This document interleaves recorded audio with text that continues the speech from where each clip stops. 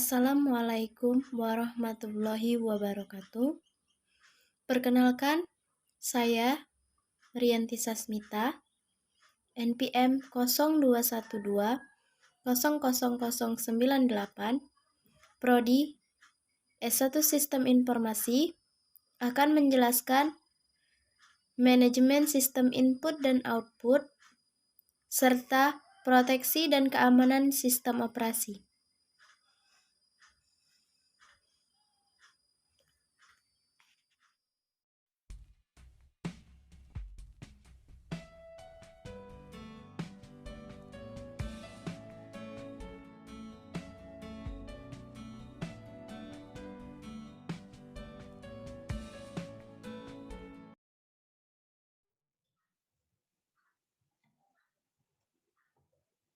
Manajemen sistem input output.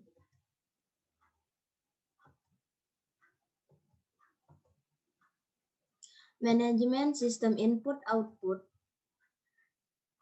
adalah bagaimana perangkat keras input atau output itu dapat dikelola dan diprogram agar dapat berjalan dengan baik. Klasifikasi perangkat input-output terbagi menjadi dua bagian, yaitu sifat aliran data dan sasaran komunikasi. Sifat aliran data terbagi menjadi dua bagian, yaitu yang pertama perangkat berorientasi blok, contohnya adalah disk, tape, CD, ROM, optical disk. Yang kedua yaitu perangkat berorientasi aliran karakter, contohnya terminal, line, printer, pita kertas, mouse.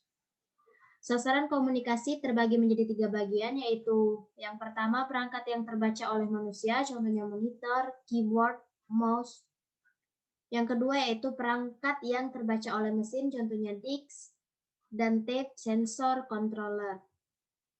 Yang ketiga yaitu perangkat komunikasi, contohnya yaitu modem. Teknik pemrograman perangkat input-output terbagi menjadi tiga, yaitu yang pertama, input-output dikendalikan oleh interupsi. Yang kedua, input-output terprogram. Yang ketiga yaitu dengan DMA atau Direct Memory Access. Input-output terprogram yaitu ketika perangkat input-output menangani permintaan, perangkat men-set bit status di register status perangkat, software mengendalikan perangkat driver, pemroses harus mentransfer data dari pengendalian adapter. Masalah utama input dan output terprogram adalah proses diboroskan untuk menunggu dan menjaga input-output. Driver berisi kumpulan instruksi yang mempunyai tiga bagian, yaitu yang pertama pengendalian, penguji, yang ketiga yaitu pembaca atau penulis. Selanjutnya yaitu input-output dikendalikan oleh interupsi. Mekanisme kerjanya sebagai berikut. Pemroses memberikan instruksi ke perangkat input-output, kemudian melakukan pekerjaan lainnya. Kemudian perangkat input-output akan menginterupsi, meminta layanan saat perangkat telah siap bertukar data dengan pemroses. Selanjutnya saat menerima interupsi perangkat keras yang memberitahu bahwa perangkat siap melakukan transfer. Pemroses segera mengeksekusi transfer data. Selanjutnya yaitu DMA Direct Memory Access. Yaitu DMA Direct Memory Access berfungsi membebaskan pemroses menunggu transfer data yang dilakukan perangkat input-output. Saat pemroses ingin membaca atau menulis data, pemroses meminta DMA controller dengan mengirim informasi berikut. Yang pertama, perintah penulisan atau pembacaan. Yang kedua, alamat perangkat input-output. Awal alokasi memori yang ditulis atau dibaca. Jumlah word bit yang ditulis atau dibaca. Kemudian CPU melanjutkan pekerjaan lainnya. DMA controller melaksanakan operasi. DMA controller mengirim interrupt ke CPU saat seluruh operasi selesai. Kemudian yang selanjutnya prinsip manajemen perangkat input-output. Terdapat dua sasaran perancangan input-output, yaitu efisiensi dan generalitas. Efisiensi yaitu aspek penting karena operasi input-output sering menimbulkan bottleneck. Generalitas yaitu manajemen perangkat input-output selain berkaitan dengan simplicitas dan bebas kesalahan juga menangani perangkat secara seragam baik dari cara pemroses memandang maupun cara sistem operasi mengelola perangkat operasi input-output. Yang selanjutnya yaitu prinsip manajemen perangkat input-output. Yang pertama, masalah-masalah manajemen input-output adalah penamaan yang seragam atau uniform naming. Yang kedua, penanganan kesalahan error handling. Yang ketiga, transfer sinkron PS asinkron. Selanjutnya, serial PS dedicated. Kemudian, buffering input-output. Buffering adalah melembutkan lonjakan-lonjakan kebutuhan pengaksesan input-output sehingga meningkatkan efisiensi dan kinerja sistem operasi. Terdapat beragam cara buffering antara lain no buffering, single buffering, double buffering, circuit buffering. No buffering, ketika proses memberikan perintah untuk perangkat input-output, maka data akan langsung melewati sistem operasi dan langsung dikirim ke proses user.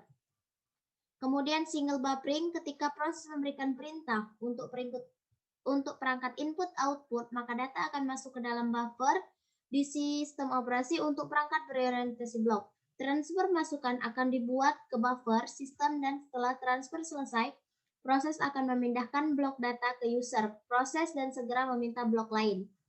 Selanjutnya yaitu double buffering, yaitu proses dapat ditransfer dari suatu buffer sementara sistem operasi mengkosongkan atau mengisi buffering lain. Teknik ini disebut double buffering atau buffer swapping. Double buffering menjamin proses tidak menunggu operasi input-output. Yang terakhir yaitu circular buffering. Pada circular buffering, sistem operasi menggunakan lebih dari 2 buffer, karena jika maka double buffering tidak dapat mengatasinya, ketika lebih dari 2 buffer yang digunakan, kumpulan buffer itu sendiri disebut sebagai circular buffer. Setiap buffer individu adalah suatu unit di circular buffer, proses dilakukan operasi input-output yang berturut dengan cepat.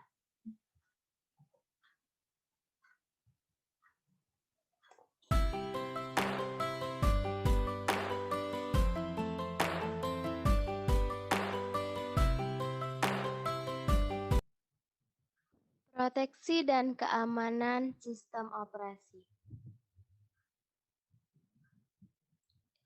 Proteksi mengacu pada mekanisme untuk mengontrol akses yang dilakukan oleh program, prosesor, atau pengguna ke sistem sumber daya. Implementasi pengamanan sangat penting untuk menjamin sistem tidak diinterupsi dan diganggu. Kemudian proteksi dan pengamanan terhadap perangkat keras dan sistem operasi sama pentingnya. Proteksi. Proteksi adalah mekanisme sistem operasi untuk mengontrol akses terhadap beberapa objek yang diproteksi dalam sistem operasi. Objek-objek tersebut bisa berupa perangkat keras seperti CPU, memori, disk, printer, dan lain-lain, atau perangkat lunak seperti program, proses, berkas, basis, data, dan lain-lain. Fungsi proteksi dan keamanan bagi sistem operasi adalah salah satunya melindungi komputer, baik itu sumber data maupun data, yaitu data user dan sistem, terhadap penipuan dan pencurian. Selain itu, keamanan komputer juga mampu mendeteksi ancaman yang akan masuk ke dalam sistem komputer. Keamanan, yaitu pengguna sistem komputer sudah tentu memiliki data-data dan informasi yang berharga baginya. Melindungi data-data ini dari pihak-pihak tidak berhak merupakan hal penting bagi sistem operasi. Inilah yang disebut keamanan atau security. Atau keamanan sistem adalah untuk menjamin sumber daya tidak digunakan atau dimodifikasi oleh orang tak terotoritas. Keamanan sistem dibagi menjadi 3 bagian, yaitu yang pertama, keamanan internal, yaitu berkaitan dengan pengamanan fasilitas komputer dari penyusup atau hacker dan bencana seperti kebakaran dan kebanjiran. Keamanan interface pemakai atau user interface security berkaitan dengan identifikasi pemakaian sebelum diizinkan mengakses program dan data yang disimpan. Kemudian, keamanan internal atau internal security berkaitan dengan pengamanan beragam yang dibangun pada perangkat keras dan sistem operasi yang menjamin operasi yang handal dan tak terkorupsi untuk menjaga integritas program dan data. Pada security system terdapat 2 masalah penting, yaitu yang pertama kehilangan data atau data loss, yaitu bencana, yaitu kedua kesalahan perangkat keras dan perangkat lunak, kesalahan atau kelalaian manusia. Yang selanjutnya adalah penyusupan atau hacker, yaitu penyusup pasif dan penyusup aktif. Selanjutnya yaitu ancaman-ancaman keamanan, yaitu yang pertama kerahasiaan atau secret adalah keterjaminan bahwa informasi di sistem komputer hanya dapat diakses oleh pihak-pihak diotoritaskan dan dimodifikasi tetap menjaga konsistensi dan keutuhan data disimpan.